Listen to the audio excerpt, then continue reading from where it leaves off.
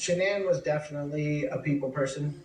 She had a great laugh, a great smile, a great sense of humor, and she was a very loving, caring, outgoing person. Chris worked for an oil company. He was a mechanic, and Chris was quiet, but he was real friendly about helping people with the cars and stuff like that. And Shanann was a marketing person who was able to work from her house. That's what gave her the opportunity to stay at home with her children, which was her number one passion. My security camera would catch any of Shanann leaving or someone coming in the house or her leaving with a friend.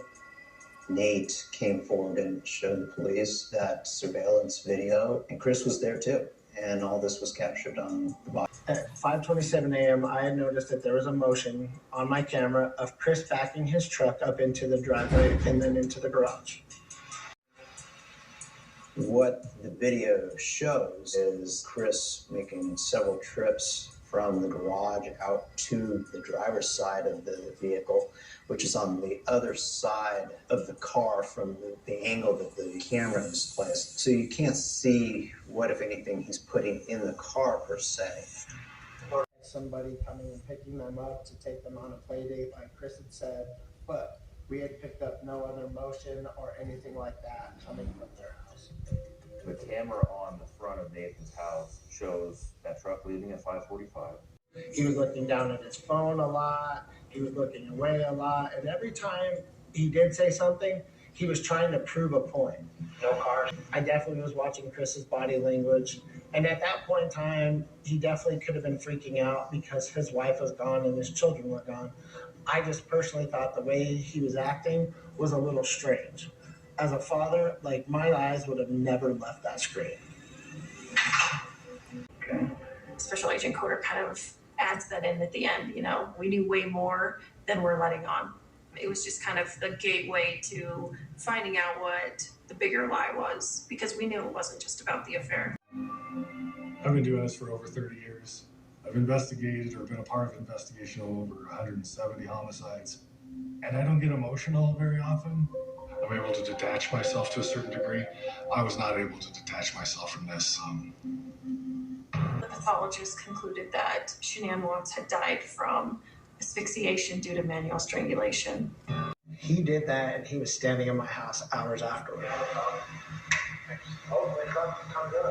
I think that was one of the toughest things to swallow, is knowing that he shook my hand hours after he did this to his family.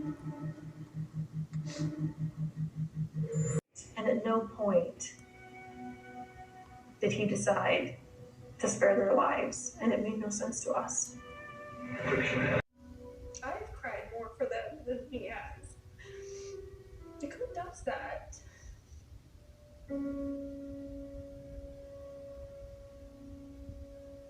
Is worse than any of us could have possibly imagined. At the end of a case, usually you get a feeling of, okay, I've got a sense of the why.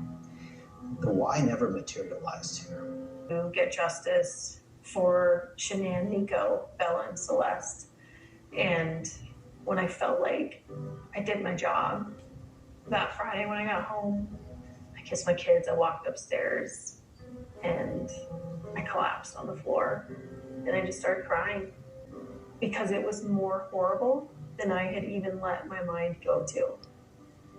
This was a complete act of evil by Chris Watts. She had a lot of close friends, a lot of close family. She loved those girls. Her life revolved around those girls, Bella and Celeste. They're great, wonderful children. Their lives mattered to everybody. They are very loved, and she did make a difference. I need to do as much good as I can for the rest of the time I have here. Hopefully counteract some of the evil.